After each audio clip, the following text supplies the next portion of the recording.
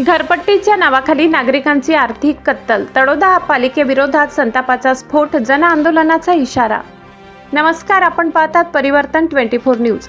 तळोदा नगरपालिकेने 2025-26 या आर्थिक वर्षासाठी लादलेल्या वाढीव घरपट्टी विरोधात शहरातील नागरिकांचा संताप आता उफाळून आला असून पुनर्मूल्यांकनच्या नावाखाली नागरिकांची आर्थिक लूट सुरू असल्याचा गंभीर आरोप करण्यात आलाय।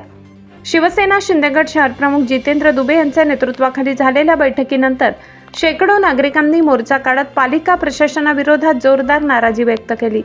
मेन रोडवरील बालाजी वाड्यात झालेल्या बैठकीत नगरसेविका रत्नाताई चौधरी, प्रतीक्षा दुबे, विद्या चौधरी, ज्योती भोई, जयेश सूर्यवंशी, कल्पेश सूर्यवंशी, नितेश सोनार, सुभाष चौधरी, जगदीश परदेशी, शुभम माडी, कल्पेश माडी, योगेश पाडवी, राजन पाडवी यांच्यासह शहरातील शेकडो महिला व पुरुष उपस्थित होते।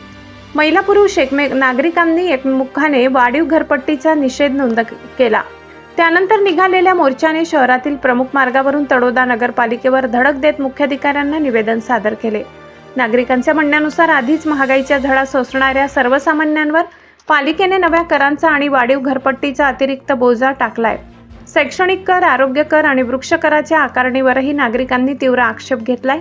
शहरात पालिकेच्या दर्जेदार शैक्षणिक किंवा आरोग्य सुविधा नाहीत तर मग हे नेमके कर कोणत्या सेवेसाठी, असा थेट सवाल नागरिकांनी उपस्थित केला।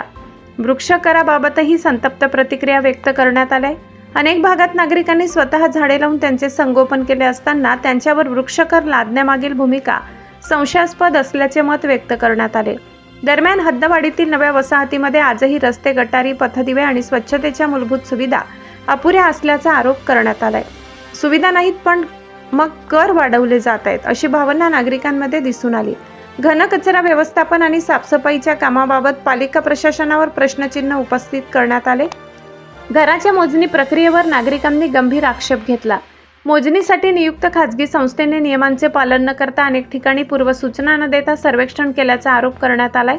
काही बंद घरे आणि दुकाने प्रत्यक्ष पाहणी न करता केवळ छायाचित्राच्या आधारे मोजण्यात आल्याचा दावा करण्यात आलाय। नागरिकांच्या मते नंदुरबार जिल्ह्यातील इतर कोणत्याही नगरपालिकेत इतक्या मोठ्या प्रमाणात घरपट्टी वाढ करण्यात आली नाही, त्यामुळे तळोदा नगरपालिकेच्या निर्णयामागील निकष आणि पारदर्शकतेवर प्रश्न उपस्थित होत आहेत। मोर्चा दरम्यान नागरिकांनी वाढीव घरपट्टी तात्काळ रद्द करण्याची मागणी केली, अन्यथा शहरातील सर्वसामान्य नागरिकांना सोबत घेऊन तीव्र जन आंदोलन उभारण्याचा इशारा देण्यात आला। निवेदनावर शेकडो नागरिकांच्या स्वाक्षऱ्या असून हा मुद्दा आता केवळ करवाढीपुरता मर्यादित न राहता नागरिक विरुद्ध पालिका प्रशासन असा संघर्ष बनण्याची चिन्हे दिसत आहेत। सुविधा शून्य, कर मात्र दुप्पट, नागरिकांना वेठीस धरण्याचा प्रकार थांबवा, अशी तीव्र भावना मोर्चा दरम्यान व्यक्त करण्यात आली। आता पालिका प्रशासन या संतापाची दखल घेऊन निर्णयाचा फेरविचार करणार की संघर्ष अधिक तीव्र होणार याकडे संपूर्ण शहराचे लक्ष लागले आहे। परिवर्तन न्यूजचा बेधडक सवाल, तळोदा शहरात रस्ते अपूर्ण, गटारीची दुरावस्था, स्वच्छतेचे 3-13 आणि हद्दवाढीतील अनेक भाग आजही मूलभूत सुविधांपासून वंचित असताना नागरिकांकडून वाढीव घरपट्टी व विविध करांची वसुली करण्याचा नैतिक अधिकार नगरपालिकेला दिला कोणी? शैक्षणिक सुविधा नाहीत, आरोग्य सुविधा नाही, तरी शैक्षणिक व आरोग्य कर कशासाठी?